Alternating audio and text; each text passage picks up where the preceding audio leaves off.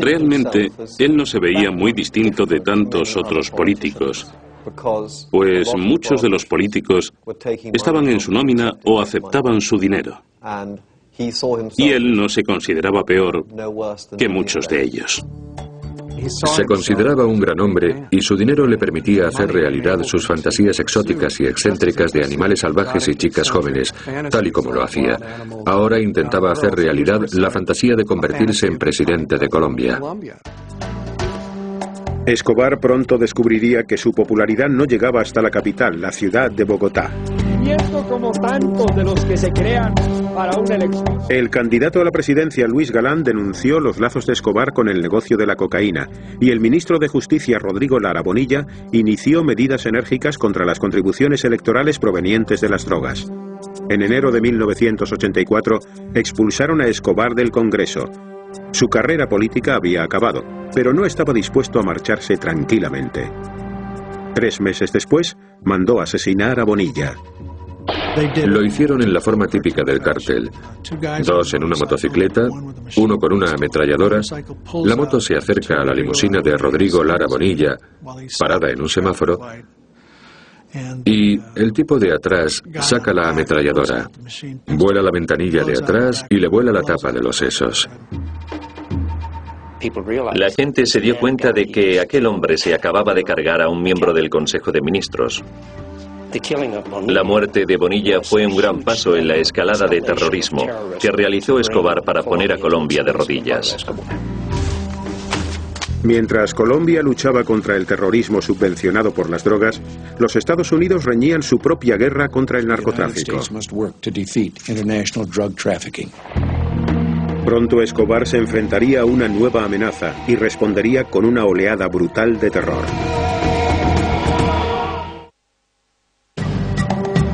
A mediados de la década de los 80, el imperio de la cocaína de Pablo Escobar tenía sida por la garganta a la nación colombiana. 3.700 kilómetros al norte, el presidente de los Estados Unidos había declarado una guerra a las drogas, que había convertido en una pieza clave de su administración. Los Estados Unidos presionaban cada vez más a la policía colombiana, al ejército colombiano, al gobierno colombiano y al sistema legal colombiano para que acabaran con las drogas. El gobierno de Colombia accedió a permitir que los Estados Unidos extraditaran a traficantes colombianos que enviaban drogas a Norteamérica. En Colombia, incluso aunque los hubieran detenido y condenado, habrían salido rápidamente.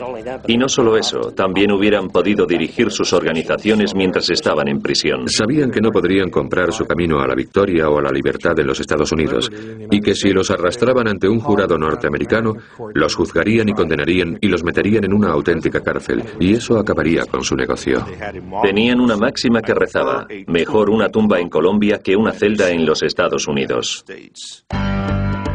En noviembre de 1985, Escobar y otros traficantes de drogas unieron fuerzas para demostrar al gobierno que no se iban a dejar intimidar. Escobar alistó a un grupo de guerrilleros de izquierdas para atacar a la sede del Tribunal Supremo de Colombia, el Palacio de Justicia. Los guerrilleros, armados con ametralladoras, cohetes y granadas, asaltaron el edificio y atacaron a los miembros del Tribunal Supremo. El ejército colombiano respondió con andanadas de ametralladora, tanques y tropas de asalto.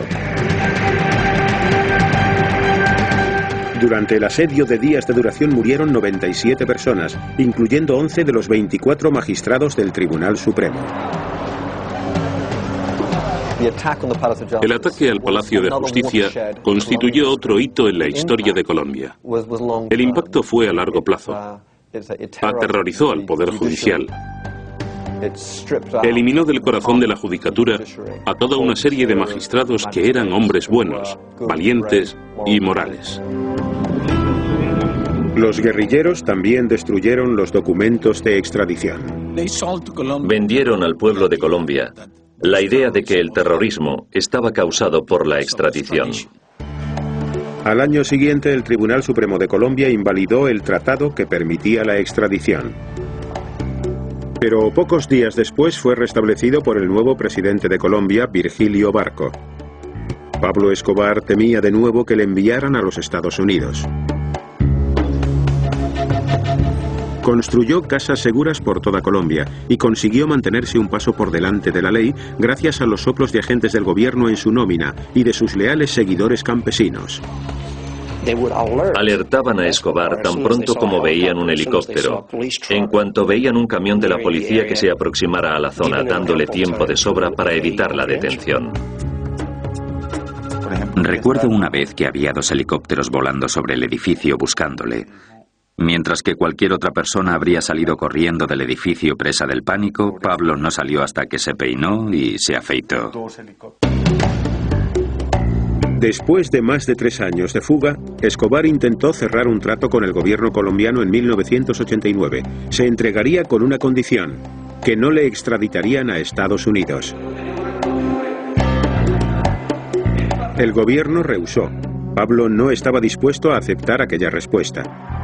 El 18 de agosto, el candidato favorito a la presidencia, Luis Galán, iba a hablar en un mitin político de la campaña electoral. Luis Carlos Galán era probablemente lo que yo llamo el Kennedy colombiano. El pueblo le quería. Estaba en contra de las drogas, a favor de la extradición. Y eso es lo que tenía permanentemente preocupado a Escobar, la extradición. Justo cuando Galán iba a dirigirse a la multitud, le mató uno de los pistoleros de Escobar. El asesinato conmocionó al país. La gente de Colombia reaccionó de la misma forma que lo hubiera hecho la de los Estados Unidos. Un candidato muy popular a la presidencia había sido asesinado y se sabía quién era el responsable. Se comenzaba a considerar a aquella persona no solo un criminal o proscrito, sino literalmente un enemigo del Estado. Además, la campaña de terror de Escobar no había terminado. 3 meses después, el 27 de noviembre, hizo introducir una bomba clandestinamente en un avión de pasajeros de Avianca. El sucesor de Luis Galán, el candidato a la presidencia César Gaviria, debía viajar en ese vuelo. 3 minutos después del despegue de Bogotá, el aparato estalló y murieron las 107 personas que iban a bordo. Resultó que Gaviria ni siquiera volaba en el avión. Se habían cometido tantos actos de terrorismo que se trataba tan solo de una más de aquellas muchas cosas que ocurrían y que no tenían explicación, porque en la mayoría de los casos no decían fuimos nosotros, simplemente lo hacían. Puede que Pablo fuera un monstruo en muchos aspectos, pero no era estúpido y no estaba loco. Tenía muy bien pensado lo que hacía. Para Pablo Escobar, su supervivencia dependía de su capacidad de aterrorizar. Y para aterrorizar, tenía que cometer actos abominables. Se volvió cada vez más inmune a cualquier sentido del valor de la vida humana. A finales de la década, Pablo Escobar había originado una epidemia de violencia que estaba arrasando Colombia. Tan solo en Medellín había más de 200 asesinatos cada fin de semana. Y entre tanto, el imperio de la droga de Escobar seguía prosperando.